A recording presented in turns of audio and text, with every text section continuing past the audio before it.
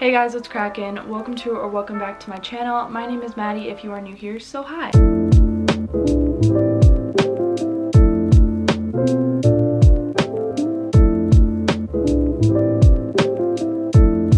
Today I'm going to be doing a thrift flip, but before I get started, I definitely wanted to talk a little bit about thrifting because it's been popping up in a lot of conversations recently, and I am a huge advocate for thrifting. I think it's great for the earth and it stops the use of fast fashion, which uses underpaid child labor to make clothes, which is very bad, and I do not support that at all. However, I think that when you are thrifting, you are morally and ethically responsible to make good decisions. You should be donating just as much as you're thrifting. You definitely shouldn't be taking essentials like winter coats, boots, and socks. So please just remember to be ethical and think about others when you're thrifting, especially if you can afford to buy from more ethical and sustainable brands. You definitely should be incorporating that into your everyday wardrobe. That just at the end of the day, please remember that not everybody has the option to thrift. So if you are lucky enough to be able to thrift for fun and not for the clothes that you need, please be mindful of what you're buying, where you're buying from, and how you're gonna use it. Thanks for coming to my TED Talk. Be sure to subscribe, leave a like, comment down below,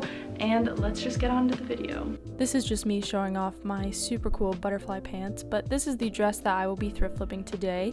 I got it at Goodwill for $4. The way the collar is shaped, it just kind of looks like an old woman's dress, so I decided to turn it into a shirt. The very first thing that I did was I took safety pins and just kind of marked out important places like my waist and where my shoulders lie on the dress. Then I wrote down some of the measurements that I took with my tape measure on a sticky note. I then pulled out my iPad and my Apple Pencil and just went to an app that I have on my iPad called Procreate. You've probably heard of it before, but I just sketched out some potential designs, and at first I actually wanted to make this into a dress, so that's why I'm sketching out all these dress designs, but I actually just ended up deciding to make it into a shirt, so that's where that's going.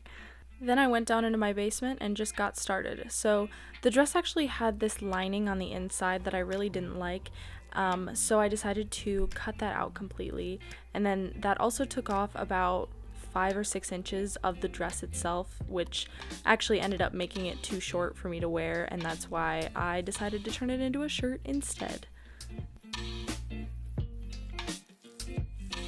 Then I just measured out where and how short I wanted the shirt to be and started cutting. I ended up cutting off about probably a foot of fabric from the bottom, and then I cut off the sleeves and then decided to cut off the top part because I didn't like the neckline that much.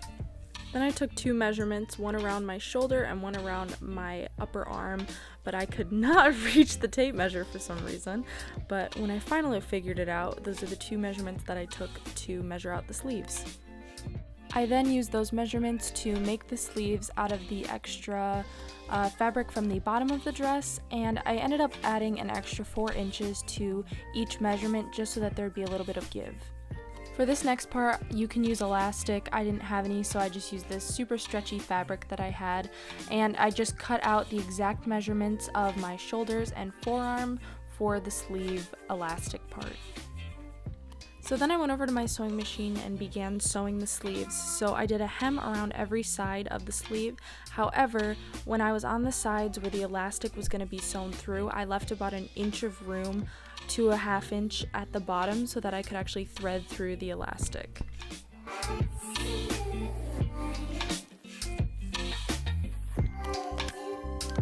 Once I was finished with that, it was time to thread through the elastic. So I put a safety pin on both ends of the elastic, that's what we'll call it, and then I threaded it through the opening that we made, and I kind of just used this scrunch and pull motion until the safety pin hits the opposite side of the fabric. Then you're gonna sew off the end that we originally put the safety pin through, and then you're just going to scrunch the safety pin through the rest of the way until it hits the opposite end. And then sew off the end of it to secure your elastic, and you're done. You're just gonna wanna do this 4 times, one for the top and bottom of each sleeve. After you've finished sewing off the sleeves, I then used this scrunching motion to kind of make the top of the sleeve smaller, and then I pinned it to the top front panel of the shirt, right sides together obviously, which means you put the same right sides of the fabric together so that when you sew it, you don't see that stitch at all. Then I woke up bright and early the next day to do some more sewing. So I used a zigzag stitch or a cross stitch, whatever you want to call it, and I just sewed the sleeves on right sides together on both sides of the shirt. One tip that I have is definitely make sure that your sleeves are not twisted when you sew them on, because one of mine was, and I had to completely seam rip it and start over. So make sure that they are not twisted. I then went on to sew a hem on the front and back of the shirt just to make it look more put together. Once I finished sewing on the sleeves and hemming the top and back, I decided to see how big the shirt was, so I tried it on, and it ended up being a little bit too big, so I decided to take in the sides about 2 inches. How I did that was I took this handy dandy little ruler that I can pick out 2 inches on, and I just put that against the seam and then marked out where I wanted it and used pins to mark where I wanted to sew it. Then I just sewed a straight stitch all the way through, and that was that.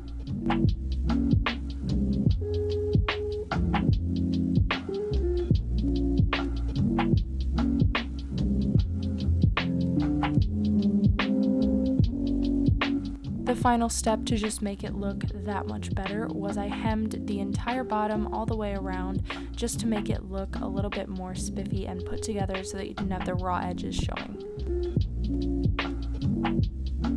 And then after about 6 hours of working on it, I was finally done. Bread and butterflies. Oh, yes, of course.